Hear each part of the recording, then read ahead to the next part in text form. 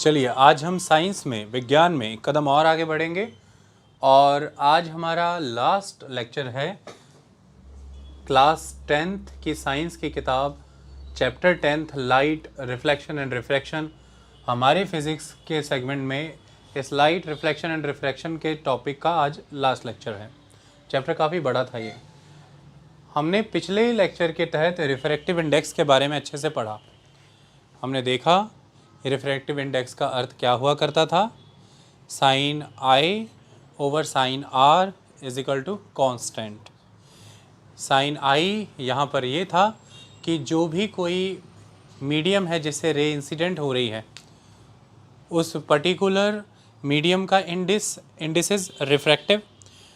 फिर डिनोमिनेटर में कोई भी वो मीडियम जिसमें रे रिफ्रैक्ट हो रही है, वो water, kerosene, glass, any medium हो सकता है, उसका रिफ्रैक्टिव इंडिसेस। इन दोनों को जब हम डिवाइड करेंगे तो जो वैल्यू आएगी वो वैल्यू इस पेयर के लिए कांस्टेंट आएगी। उदाहरण के तौर पर हमने ये समझा था कि अगर हम ये देखें कि न्यूमरेटर में हमने वैक्यूम को रखा तो वैक्यूम में हमें स्पीड ऑफ लाइट बिल्कुल क्लियर है। ओके, वैक्यूम में स्पीड ऑफ लाइट बिल्कुल क्लियर है, क्योंकि अगर हम वैक्यूम से रे ऑफ लाइट को इंसिडेंट कर रहे हैं और वो वाटर में जा रही है तो वैक्यूम से आ रही और एयर कॉलम में जा रही है तो स्पीड ऑफ लाइट में वेरिएशन आएगी। स्पीड ऑफ लाइट में वेरिएशन आएगी क्योंकि वैक्यूम में स्पीड ऑफ लाइट एयर के कंपैरेटिवली अलग होगी और स्पीड ऑफ लाइट में वेरिएशन आने से ही रिफ्रैक्शन होता है। हमने ये समझा। और क्योंकि एयर वैक्यूम के कंपैरेटिवली ऑप्टिकली डेंसर है, इसकी वजह से ही जो ऑप्टिकल बेंडिंग होती है वहाँ पर रे की। ओके, यही कंसेप्ट सीखा था ना हमने। तो हमने ये देखा था कि जो बेंडिंग है यानी कि वो जो कांस्टेंट अमाउंट आएगी ये या तो 1 से बिलो आएगी या तो 1 से अबव आएगी। ये 1 नहीं आ सकती कभी भी, क्योंकि अगर ऊपर वैक्यूम है नीचे भी वैक्यूम है तो ऊपर 10 है नीचे भी 10 है तो क्या वैल्यू निकल कर के आएगी? 1। क्या वैल्यू आएगी? 1। तो फिर ये तो दोनों ही मीडियम में स्पीड ऑफ लाइट सेम है तो फिर तो कोई रिफ्रैक्शन ही नहीं है। तो अगर 1 आ जाती है वैल्यू, यानी कि वो जो कांस्टेंट है sine i over sine r is equal to constant है ना, वो कांस्टेंट यहाँ पर कितना आ गया? 1। और sine i over sine r से एक तरह से हमारा कहने का मतलब है v1 ओवर v2। v1 मने speed in the incident medium और v2 मने speed in the refractive medium. Okay, दो स्पीड्स है ना। और इसको हम लिखते कैसे हैं? n21 refractive index of medium 2 with respect to the refractive index of medium 1। ओके, इसी तरह से लिखते हैं ना, मीडियम 2 का refractive index with respect to the medium 1, और ये आता है एक कांस्टेंट की फॉर्म में जो यहाँ पर फिगर आती है। और अगर वो 1 है तो फिर तो ये दोनों सेम ही मीडियम थे तो कोई रिफ्रैक्शन ही नहीं है, वेरिएशन होगा। जैसे कि अगर मैं ऊपर वैक्यूम को रखता हूँ जहाँ पर स्पीड ऑफ लाइट सपोज कीजिए कि c है, स्पीड ऑफ लाइट क्या है? c। और अगर मैं यहाँ पर एयर को रखता हूँ, जैसे भाई सपोज करिए स्पीड ऑफ लाइट यहाँ पर v है, तो जो वैल्यू निकल करके आएगी वो 1.0003 आई थी। आई बात समझ में? क्योंकि as compare to vacuum air में हल्की सी स्पीड की वेरिएशन आती है लाइट की। अदरवाइज़ हम एयर में भी स्पीड ऑफ लाइट वैक्यूम वाली ही ले लेते हैं, बट वो हल्की सी वेरिएशन है स्पीड में, उसकी वजह से ये वैल्यू आई है। यानी कि डिनोमिनेटर में जो भी स्पीड है, यानी कि जो भी संख्या है, जो भी फिगर है, वो न्यूमरेटर के जितने क्लोज आती जाएगी उतना ही यहाँ पर जो फिगर है वो 1 के क्लोज रहती है ना, बड़ी फिगर नहीं आएगी ना। आई बात समझ में? इस पर कोई डाउट, कोई टेंशन? अब जैसे ही आप डिनोमिनेटर की फिगर को बहुत बढ़ा देंगे, सपोज कीजिए कि आपने डिनोमिनेटर की फिगर को काफ़ी इन्हांस कर दिया। डिनोमिनेटर की फिगर को इन्हांस करने का मतलब यहाँ पर क्या है, इस चीज़ को अच्छे से समझना ज़रूरी है। देखिए, स्पीड ऑफ लाइट काफ़ी कम हो जाना, स्पीड ऑफ लाइट काफ़ी कम हो जाना, तो स्पीड ऑफ लाइट यहाँ पर काफ़ी कम हुई है। तो मतलब ये ग्लास है, एयर भी नहीं, वाटर भी नहीं, ग्लास है। तो स्पीड ऑफ लाइट काफ़ी कम हो गई, और स्पीड ऑफ लाइट काफ़ी कम हो गई है तो डिनोमिनेटर की वैल्यू काफ़ी गिर गई है ना, न्यूमरेटर की वैल्यू काफ़ी ज़्यादा है ना। तो इस कांस्टेंट की फिगर बढ़ी हुई आएगी कि घटी हुई आएगी? बढ़ी हुई आएगी, क्योंकि डिनोमिनेटर छोटा है, न्यूमरेटर बड़ा है, इसलिए कांस्टेंट की फिगर बढ़ी हुई आएगी। अब इस कॉन्टेक्स्ट में अगर मैं आपसे ये कहूँ कि जो कांस्टेंट फिगर फॉर केरोसिन है, सपोज कीजिए वो 1.44 है, हमने पिछले लेक्चर में भी किया था, और it is for water 1.33। Water के कॉन्टेक्स्ट में यहाँ पर वी वाटर 1.33, ओके, और वी केरोसिन 1.44 लिख दिया यहाँ पर हमने। तो इसका मतलब इन दोनों ही केसेस में न्यूमरेटर में फिगर कब छोटी होगी? हैं? सॉरी, न्यूमरेटर कह दिया। इन दोनों ही केसेस में डिनोमिनेटर की फिगर कब छोटी होगी? केरोसिन के केस में डिनोमिनेटर की फिगर कब छोटी होगी? केरोसिन के केस में। What do you mean by that?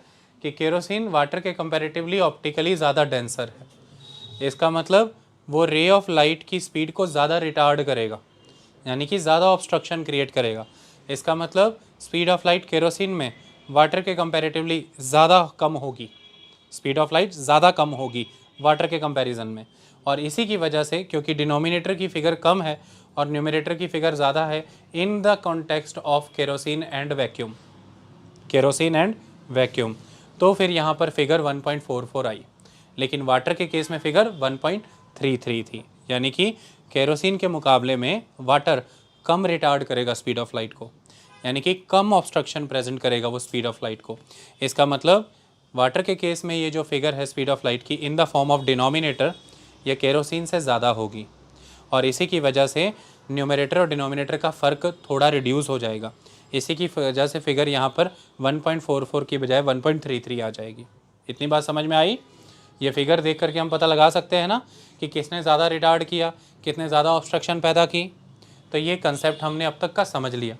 अब हमने मिरर्स भी कर लिए हैं, इमेज कैरेक्टरिस्टिक्स भी उनकी अच्छे से कर ली हैं, हमने लेंसेज भी हमने रिफ्रैक्शन का सिद्धांत भी अच्छे से कर लिया, और हमने रिफ्रैक्टिव इंडेक्स भी कर लिया।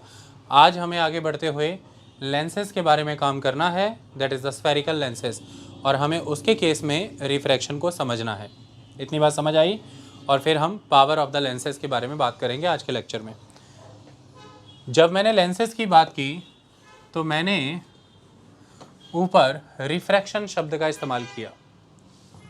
देखिए, जब आपके सामने मिरर थे, जैसे ऑब्जर्व करिए, ये जो मिरर था इसे हम क्या क्या के पुकारते थे? ये कौन सा मिरर हुआ करता था? ये कनकेव मिरर हुआ करता था। और अगर मैं इसे पोल मान लेता हूँ और अल्टीमेटली ये प्रिंसिपल एक्सिस है, तो हम ये मानते थे कि अगर रे ऑफ लाइट इस तरह से आई है, रे ऑफ लाइट इस तरह से आई है, तो वो रे ऑफ लाइट यहाँ से गुजर जाया करती थी फोकस से होकर के। ओके, आपने क्या देखा यहाँ पर कि रे ऑफ लाइट रिफ्लेक्ट हुई है, रे ऑफ लाइट रिफ्लेक्ट हुई है। ठीक इसी तरह से जब हम दूसरे केस की बात करते हैं, जब हम कन्वेक्स मिरर की बात करते हैं, तो हमने क्या देखा था वहाँ पर? सपोज कीजिए कि प्रिंसिपल एक्सिस इस तरफ इस तरह से कंटिन्यू हो रहा है, और जब रे ऑफ लाइट उस पर फॉल करती थी तो क्या हो जाता था? तो हमने देखा था वो इस तरह से डाइवर्ज कर जाती थी। ओके, क्योंकि ये एक मिरर है, पिछला वाला भी मिरर था, यानी कि ये दोनों ही ट्रांसपेरेंट नहीं है। और जहाँ कनकेव मिरर रिफ्लेक्ट करता है कन्वर्जेंस की ओर, कन्वेक्स मिरर रिफ्लेक्ट करता है डाइवर्जेंस की ओर, मेन कंसेप्ट यहाँ पे रिफ्लेक्शन का है। तो मिरर के केस में हमने रिफ्लेक्शन समझी, लेकिन इसके बिल्कुल उलट लेंसेज ट्रांसपेरेंट मटेरियल होते हैं। लेंसेज ओपेक नहीं होते मिरर की तरह। क्योंकि मिरर ओपेक थे इसलिए शब्द रिफ्लेक्शन था, लेकिन क्योंकि लेंसेज ट्रांसपेरेंट हैं ये लाइट को ट्रांसमिट होने देते हैं। इसी की वजह से यहाँ पर शब्द रिफ्रैक्शन यूज़ होगा, यानी कि लाइट रे रिफ्लेक्ट नहीं होगी, लाइट रे एब्जॉर्ब नहीं होगी, लाइट रे ट्रांसमिट होगी। मैंने रिफ्रैक्शन समझाने से पहले ये तीनों बातें समझाई थी, रिफ्लेक्शन, एब्जॉर्प्शन एंड ट्रांसमिशन, ये तीनों चीज़ें हमने डिस्कस की थी। तो इसलिए जब मैंने स्फेरिकल लेंसेज लिखे तो मैंने शब्द रिफ्रैक्शन लिखा है, refraction by spherical lenses. Reflection लिखूं कि रिफ्रैक्शन लिखूं सिम्बी? अगर गलत लिखा है तो मैं सीख कर देता हूँ। रिफ्रैक्शन लिखूं? Are you sure? वाई? हाँ,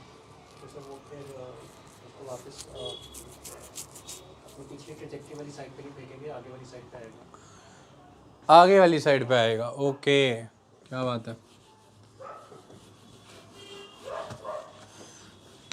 तो इनके कहने के मुताबिक लेंस का आगा पीछा भी बनाना है हमें। ओके, वो भी हमें यहाँ पर अभी डिस्कस करना है।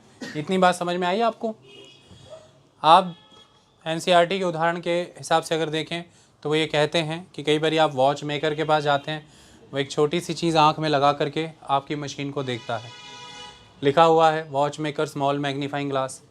कई बार आप चश्मे जब लगाते हैं उनमें भी ख़ास तरह के ग्लासेस यूज़ होते हैं। ये जो वॉच मेकर ने मैग्नीफाइंग ग्लास ले रखा है, ये जो स्पेक्टेकल्स में ग्लास यूज़ हो रहा है, एक्चुअली में ये लेंसेज होते हैं, ये लेंसेज होते हैं, ये लेंसेज की तरह काम करते हैं। ओके, तो लेंसेज यहाँ पर क्या होते हैं, ये बड़ा सवाल पैदा होता है। उसके बारे में क्या लिखा गया बुक में?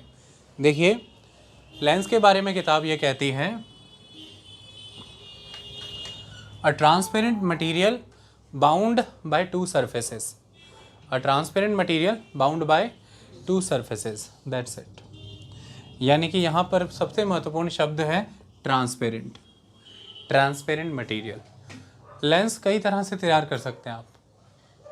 अमूमन हम 2 तरह के लेंस पढ़ते हैं, लेकिन अगर आप तैयार करने जाए तो 6 तरह के भी बन जाएंगे। आपकी किताब में वो नहीं है तो हमें उस पर ध्यान भी नहीं देना, लेकिन बन सकते हैं। ये बिल्कुल ऐसा हो सकता है, जैसे ध्यान से देखें, ये जो पर्टिकुलर सरफेस है, सरफेस ही कुछ और बन गया।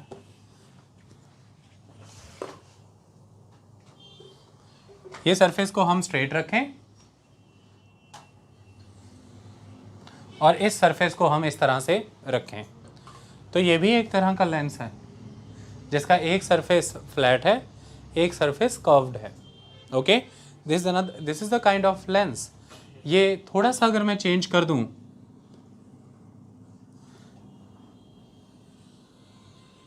ये भी एक तरह का लेंस है।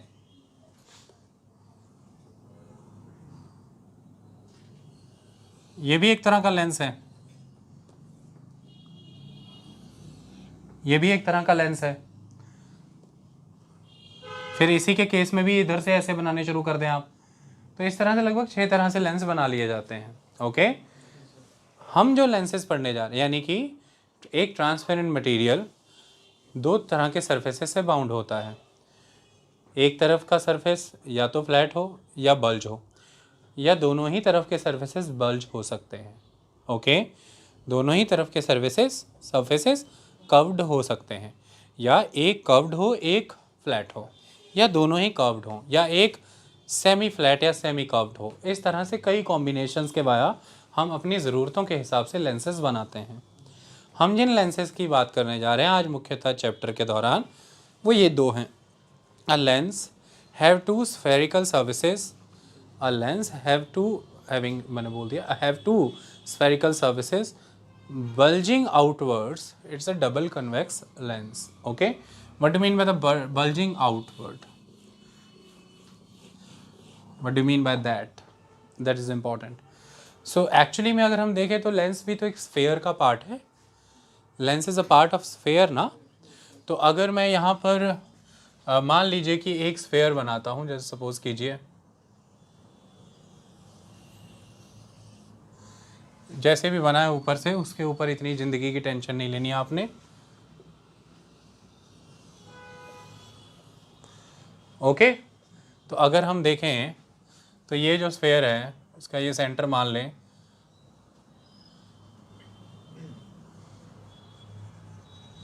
इसका इतना हिस्सा, ओके, और इस स्फीयर का ये हिस्सा। अगर मैं सिर्फ इस चीज़ को निकाल लूँ तो एक लेंस बन जाएगा ना, ओके। तो ये सेंटर बन गया ना, ओके। तो अब हमें क्या दिखा, अगर मैं सिर्फ इस स्फीयर को काउंट करूं तो ये आउटवर्ड बल्ज कर रहा है कि नहीं? इट इज बल्जिंग आउटवर्ड और नॉट? डन। और अगर मैं इस वाले स्फीयर को काउंट करूं तो इट इज बल्जिंग आउटवर्ड और नॉट?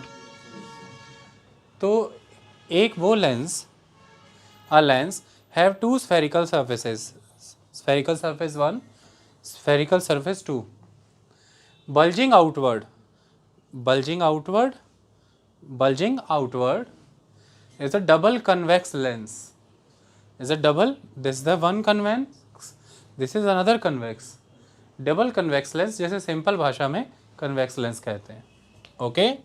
सिंपल भाषा में हम क्या कहते हैं?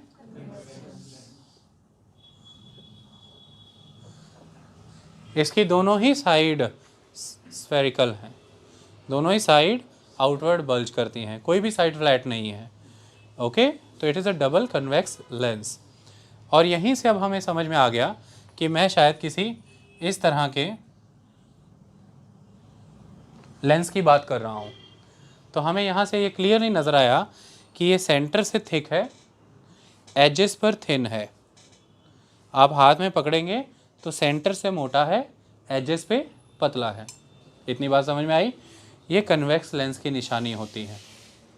किसकी निशानी है ये निशानी कन्वेक्स लेंस की है। इस पे किसी तरह का कोई डाउट? आगे बढ़ें। अब मैं इसी पर आपको प्रूव कर सकता था, दूसरा भी इसी पे ही हो जाएगा।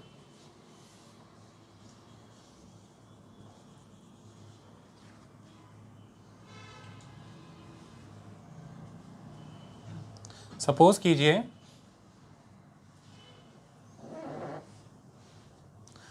अब देखिए, आप अगर इसके इस हिस्से को लें,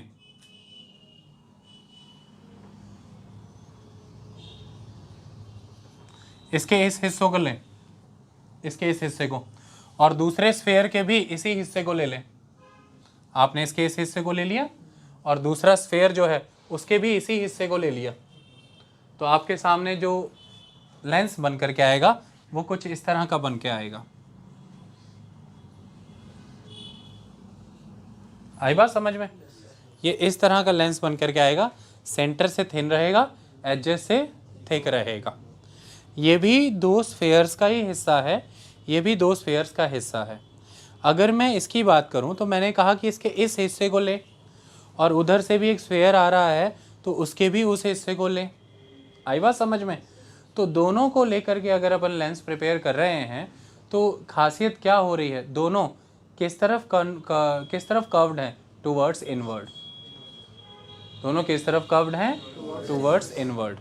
तो इसलिए जो लेंस के स्फेरिकल सर्फेसेस इनवर्ड कर्व्ड होते हैं उनको क्या कहते हैं मेरे बच्चे? Concave lens, okay. उसके सर्फेसेस इनवर्ड कर्व्ड हैं। डन। आगे बढ़े। ये दो बातें समझ में आई थी?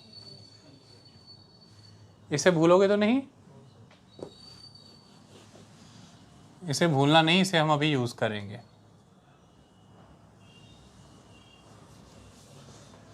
A lens have two spherical surfaces curved inwards, तो double concave lens simple sense में इट्स अ कनकेव लेंस,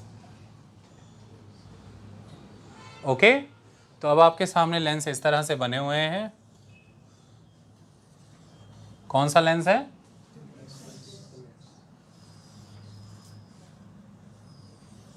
कौन सा लेंस है? Convex lens and concave lens. कौन सा है कन्वेक्स बेटा? मैं लिख देता हूँ। इनमें से कौन सा है कन्वेक्स हरप्रीत? नहीं, मैंने लिखा तो है भी। ए कन्वेक्स है, बी है। कैसे पता चला आपको? निशानियाँ क्या है? सर उसके इनवर्ड्स हैं, जो अपना बी है यानी कि कनकेव। कनकेव का क्या है इनवर्ड? Sir bulged inwards. उसका, हाँ बल्ज इनवर्ट्स बिल्कुल ठीक है, हाँ जी। वो कर्व इनवर्ड कर्व कर रहा है, हाँ। बिल्कुल सही है। और जो ए है यानी कि कन्वेक्स है, उसके बल्ज्ड आउटवर्ड। आउटवर्ड्स बल्ज्ड है। ये किसके कॉन्टेक्स्ट में आपने इनवर्ड और आउटवर्ड बोला? Centre of curvature. ये इनवर्ड आउटवर्ड किस कॉन्टेक्स्ट में यूज़ किया आपने? Centre of curvature. That is the centre of the sphere. ये इनवर्ड आउटवर्ड शब्द आपने उसके कॉन्टेक्स्ट में यूज़ किया है, क्योंकि ये दोनों ही लेंस स्फीयर्स का पार्ट हैं। और मिरर बनाने में कितने स्फीयर्स की यूजेज होती थी? एक मिरर प्रिपेयर करने में, कन्वेक्स मिरर या कनकेव मिरर में कितने अपन को स्फीयर यूज़ करने पड़ते थे? एक स्फीयर। और लेंस बनाने में कितने स्फीयर्स की ज़रूरत है? 2 स्फीयर्स की ज़रूरत है। ये अभी समझ आ जाएगा जब मैं आगे अभी जुड़े हुए शब्द करवाऊंगा ना, तो ये कहानी समझ में आ जाएगी कि मैंने ऐसा क्यों बोला, 2 स्फीयर। इतनी बात समझ में आई? चलिए, और क्या निशानियाँ थी? अगर आप ऐसे ना आपको बताना हो इनवर्ड आउटवर्ड वाली शब्द, तो आपके हाथ में पकड़ा दूं तो कैसे बताओगे आप? हाथ में अगर पकड़ा देंगे तो जो सेंटर से थिक है, एजेस से थिन है, वो कन्वेक्स लेंस है। जो सेंटर से थिन है, एजेस से थिक है, वो कनकेव लेंस है। Okay, convex. अच्छा, हमने बहुत पहले ये सीखा हुआ था कि महाप्रतापी मिरर और महाप्रतापी लेंस कौन से हैं। तो महाप्रतापी मिरर कौन सा था? कनकेव। और कनकेव मिरर क्या था? कन्वर्जिंग। कनकेव मिरर को हम कन्वर्जिंग मिरर कह सकते हैं। और महाप्रतापी लेंस कौन सा था? कन्वेक्स। तो कन्वेक्स लेंस भी कन्वर्जिंग लेंस है। ओके, तो मतलब मिरर और लेंस के केस में दोनों ही बॉडीज़ में जो कन्वर्जिंग हैं ये महाप्रतापी हैं। महाप्रतापी मतलब ये बहुत कुछ दे जाते हैं। ये real inverted, virtual erected, highly diminished और हाईली एनलार्ज, इन्फिनिटी साइज, मतलब कई तरह की ये इमेजेस आपको देते हैं। ओके, ये इन दोनों की ही खासियत है, उधर से कनकेव मिरर की, इधर से कन्वेक्स लेंस की। दोनों के बीच में एक संबंध है कन्वर्जेंस का। दोनों ही लाइट रेस को कन्वर्ज कराने के मामले में विश्वविख्यात है।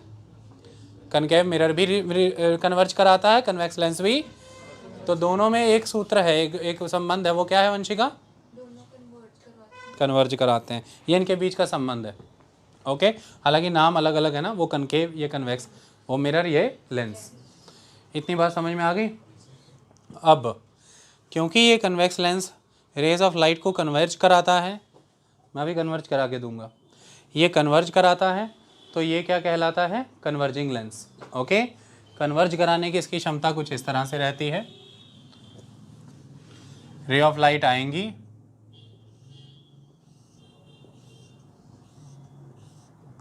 कहीं कहीं पर जाएंगे वहाँ यहाँ तक दिखाई गई है, कहीं कहीं पर जाएंगे तो आपको यहाँ तक दिखाई जाएगी। ओके, इसके बाद रूट चेंज करेंगे। लाइट आएगी और ये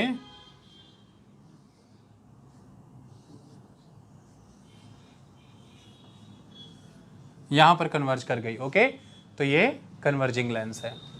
जिस दिशा से रे ऑफ लाइट आ रही है, लेंस के जिस डायरेक्शन से रे ऑफ लाइट आ रही है, लेंस के ऑपोजिट डायरेक्शन में रे ऑफ लाइट कन्वर्ज कर जाएंगी। तो ये लाइट ट्रांसमिट हो गई ना, लाइट ट्रांसमिट कर गई ना, कोई दिक्कत तो नहीं आई? एक ऐसे भी बना देनी थी, सीधी चली जानी थी।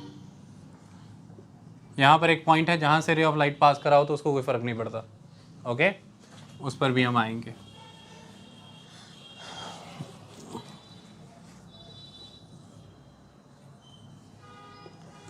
जैसे ही लाइट रे आएगी,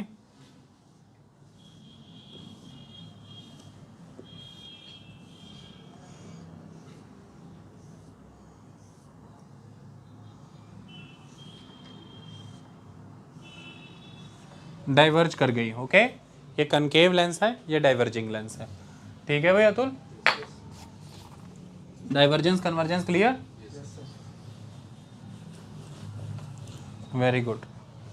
अब हम इनके बारे में कंसेप्ट समझते हैं।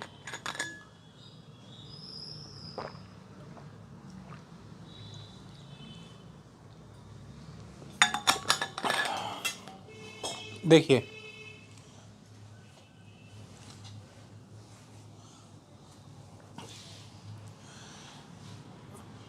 अगर हम स्फेरिकल मिरर को ड्रॉ करें यहाँ पर, तो हमें बहुत ज़्यादा थिक नहीं, थिन लेना है।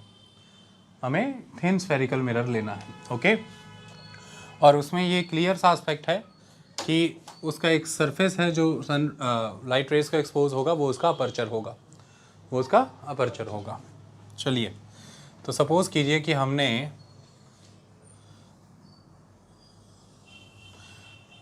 ये क्या बना दिया बेटा, तोरी लेंस तो एटलीस्ट लेंस तो देखे।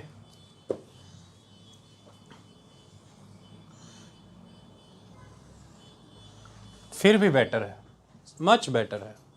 Okay, it is much better. Done. ये एज जो मैंने जबरदस्ती बनाई है लेंस में शायद ऐसे ना हो। चलो, आपको कुछ समझना है, वो क्या समझना है? ये एक स्फेयर का पार्ट है, ये दूसरे स्फेयर का पार्ट है। ओके, तो इन दोनों के सेंटर ऑफ कर्वेचर होंगे, दोनों के सेंटर ऑफ कर्वेचर होंगे। वो फिगर हम बना लेंगे, अभी तो पहले आपको टर्मिनोलॉजी से वाकिफ़ करा लें। तो कुल मिलाकर के मान लीजिए कि ये अगर एक स्फेयर का पार्ट है, तो यहाँ पर कहीं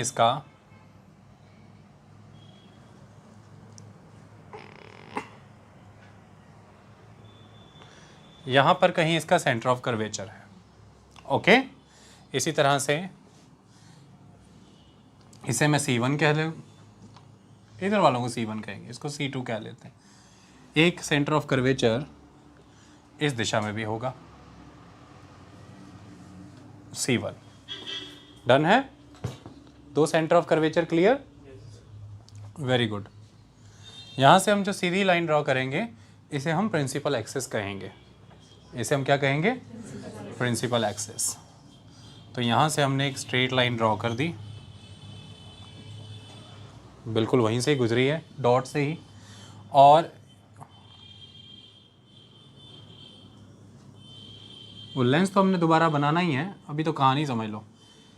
यहाँ पर सेंटर में जो पॉइंट आएगा इसे ऑप्टिकल सेंटर कहते हैं। ये क्या है? Optical centre. O, centre of curvature 1, centre of curvature 2, optical centre. और अब तक हम ये तो सीख ही चुके हैं कि उस मिरर के मामले में पोल किस पर हुआ करता था? मिरर के सरफेस के ऊपर, सेंटर पे। आई बात समझ में? और लेंस के मामले में ऑप्टिकल सेंटर इनके अंदर है। ओके, तो हम ये मान सकते हैं कि ऑप्टिकल सेंटर से ये सेंटर ऑफ कर्वेचर के बिल्कुल मिड में प्रिंसिपल एक्सिस के ऊपर कहीं ना कहीं फोकस बनता है। ओके, क्या बनता है? फोकस बनता है। तो हम बना लेते हैं, नहीं तो मैं बनवा दूंगा आपसे, आप बना लीजिए। आइए फिर कनकेव मिरर की तरह बना लेते हैं, हमें कोई दिक्कत नहीं। घर जाइए, एक ब्लैंक शीट लीजिए वाइट कलर की, उसको रख लीजिए अपने हाथ में, और दूसरी तरफ सन होना चाहिए सिम्मी। सन से आने वाली रेज सिम्मी क्योंकि पैरेलल होती हैं, पैरेलल रेज बड़ी इंपॉर्टेंट होती है, क्योंकि अभी जब मैं रे के सिद्धांत समझाऊंगा उसमें ये चीज़ महत्वपूर्ण है। कन्वेक्स लेंस का पहला सिद्धांत ये कहता है कि अगर पैरेलल रे ऑफ लाइट इस पर इंसिडेंट करती है तो वो कुछ इस मैनर में रिफ्रैक्ट होती है कि वो प्रिंसिपल एक्सिस पे बनने वाले फोकस के ऊपर जाकर के कन्वर्ज होती है। यानी कि अगर आपके एक हाथ में कन्वेक्स लेंस है और सनलाइट आ रही है और इस हाथ में शीट है, तो आप लेंस को सनलाइट के साथ पोजीशन करें और शीट रखें। सारी सनलाइट को लेंस अपने ऊपर जब लेता है, इंसिडेंट कराएगा, वो सबको कन्वर्ज करा देगा इस शीट के ऊपर एक पॉइंट पर। आपको उस पॉइंट को स्पॉट करना है इस शीट के ऊपर, और वो एक तरह से सन की इमेज है जो कि रियल होगी और इन्वर्टेड होगी। और वो इमेज वहाँ पर सारी रे ऑफ लाइट कंसंट्रेटेड है, इसलिए शीट पे वो पॉइंट पहले स्मोक देगा, फिर बर्न होना शुरू हो जाएगा। तो हमें ये सिद्ध हो जाता है कि रे ऑफ लाइट कन्वर्ज हुई हैं इस पॉइंट पर। ये प्रिंसिपल फोकस कहलाता है। आई बात समझ में? क्योंकि रे ऑफ लाइट इधर से भी आ सकती है, रे ऑफ लाइट इधर से भी आ सकती है, क्योंकि ये एक लेंस है। इसकी एक साइड ओपेक और एक साइड ओपेक और दूसरी साइड स्मूथ, ऐसा कंसेप्ट नहीं है। इसकी दोनों ही साइड से लाइट ट्रांसमिट कर सकती हैं। तो इसकी वजह से इसके प्रिंसिपल फोकस भी सेंटर ऑफ कर्वेचर